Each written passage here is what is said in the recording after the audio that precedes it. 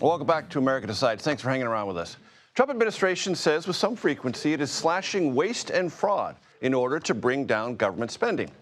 Here's what a CBS News analysis shows. The United States actually spent about $220 billion, let me say that again, $220 billion more in the first 100 days of the Trump presidency compared to the same period last year. Danielle Alvarez served as a senior advisor to former President Trump's 2024 campaign, joins me now. Much of that is because interest rates require large debt service payments. The president has no control over that. Medicare and Social Security spending. The reason we highlight that is because Elon Musk and Doge can get only so far. They're these structural parts of our deficits and debts that I don't hear the president or the administration leaning into solving. Well, so one of the things that Doge is doing is making sure to look at every agency and see how the executive branch of government can spend U.S. taxpayer dollars more wisely. Obviously, today we're celebrating 100 days. This president has moved at rapid clip. But to your point, there's only so far that the administration can go. And so the next thing that has to happen is we need to make sure that Congress acts.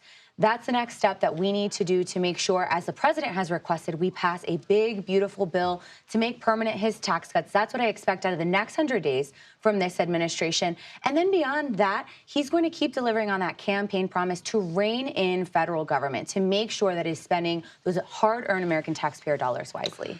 The president, as he was boarding Marine One this afternoon, said precisely what you said. The next part of his presidency is all about Congress.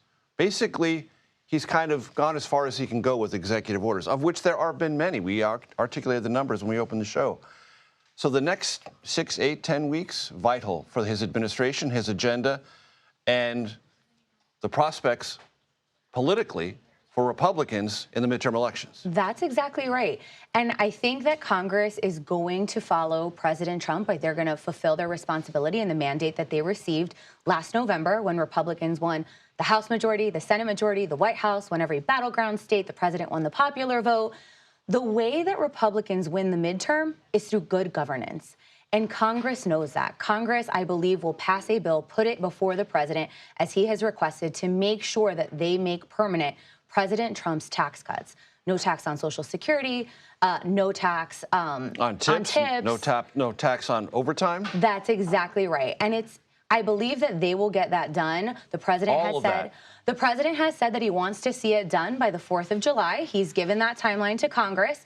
And I think that they'll get it done because, again, the midterms hinge on that. The American people want to see good governance. They've seen President Trump deliver in his first 100 days, but it's only been 100 days. There is so much more to do. About 3 weeks ago, when the tariff volatility was roiling the markets, President Trump said, "My message is hang tough."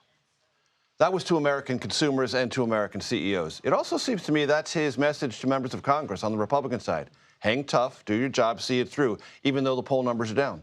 He said it from the Oval Office. I believe he was in a meeting with Netanyahu where he said, we need to do things that might be difficult to accomplish that other administrations have not done, but we can't keep kicking the can down the road. We have to pull the appropriate levers to make sure that the economy is working for the American people, for American families, and he's pulling the levers on tariffs to make sure that we get great deals for American workers and we bring back critical industries that have been shipped out overseas. Stephen Miller told my colleague Nancy Cordes that the polling data recently is all fake. None of it matters because it's all a lie. You're someone who believes in hard data. You believe in someone, if the data tells you that things are not going well, you should at least absorb that and decide what you're going to do about it. Do you believe all the polling data, ours and others, of the past 2 weeks that have showed a slight dipping, if not a large dipping for the president, either on approval on economy, approval overall, satisfaction with inflation, or real numbers, and that they ought to be paid attention to by this White House? So I haven't studied the crosstabs of all the polling that's been going on, but I do believe that in the first 100 days, President Trump has accomplished so much more. The thing that we have to remember, again, 100 days. It certainly feels like we've been at this for quite a long time. 100 days to undo 4 years of bad policy under Joe Biden. And I think the most important thing is that Americans remember what life was like under the first Trump administration. We had more money in our pockets. You know, we were thriving. We had a great economy. That's what President Trump is going to get back to. And when you look at those Democrat talking points where they first started talking about the price of gas, the price of gas is down. Then they started talking about the price of eggs. The price of eggs is down. We're 100 days in, and I have full confidence in this president who has had a long time to think hard about how he's going to accomplish all of his campaign promises, I am certain that he will deliver. Danielle, I remember covering the first Trump administration. I was there every single day at the White House. I remember reading back then, it was Twitter, now it's Truth Social. Lots of commentary from the president back then about the surging stock market, because it was, and he cared greatly about that. All three major indices are down, and they're down historic levels. You can't find 100 days of down market reaction through any other American presidency other than Richard Nixon's in 1973. Also, the Treasury Department said yesterday, first quarter GDP is going to be 0.04%, basically half of 1%. That's almost 2 percentage points off the previous years.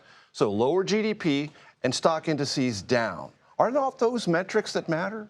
There are metrics that matter, but the stock market is a short-term indicator. Who I can tell you is celebrating is middle America, are those in the Rust Belt, the workers in the auto industry who are thrilled that President Trump is prioritizing them. And I remember traveling with President Trump during the campaign to places like Michigan, to places like Pennsylvania, and all over the Rust Belt, and hearing these American families asking the president to put them first. And you see them celebrating this administration because of those levers that he is pulling. And the president has always stated that the baseline here is the long-term success of our country. Hang tough. Danielle Alvarez, thank you very much. I appreciate it. Thank you for having me.